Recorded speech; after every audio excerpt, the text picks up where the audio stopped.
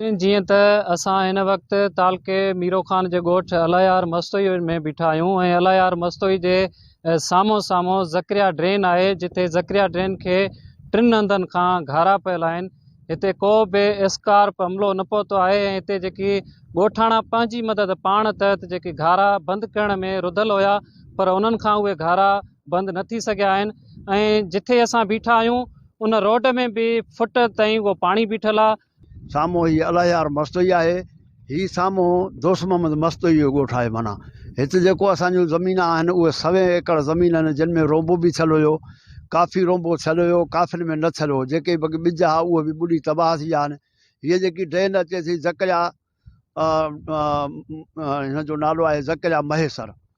In drain में माना जेके 3 खंड पिया आहिनि, असां हिननि खे ॿधोसीं, वरी बि ॿधण खां पोइ हे साॻियो उछली ऐं उहे वरी पिया आहिनि, कामयाब न थी। साम्हूं ई असांजो ॻोठु आहे, खंड जे ई साम्हूं शाख जे लॻभॻि ई आहे।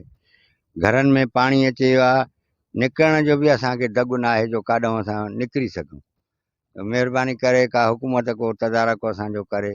काफ़ी यान थी विया आहिनि, ॿिज बर्बाद थी विया, बनियूं बर्बाद थी वियूं आहिनि ऐं रोंबा असांजा उहे बर्बाद थी विया आहिनि। ही दोस्तमंद मस्तोई ॻोठु आहे, बबर ख़ान चांडियो आहे, लाल ख़ान चांडियो आहे, अलायार मस्तोई आहे। इन्हनि जे चौधारी पाणी इन्हनि खे घेरे वियो आहे। जेकॾहिं हिनखे राति या सुभाणे ताईं न ॿधिजी सघियो त पाणी जेको आहे असांजे घरनि में दाख़िल थी। उन्हनि जो इहो ई चवणु हुयो त जेकी असां गुज़िरियल ॾींहं खां वठी ही घारा बंदि करण में रुधल आहियूं, पर हेवी मशीनरी जी हिते सख़्तु ज़रूरत आहे। कैमरामैन याकूब खेड़ो सां दाद मोहम्मद वधो, सिंध टीवी न्यूज़, बहराम।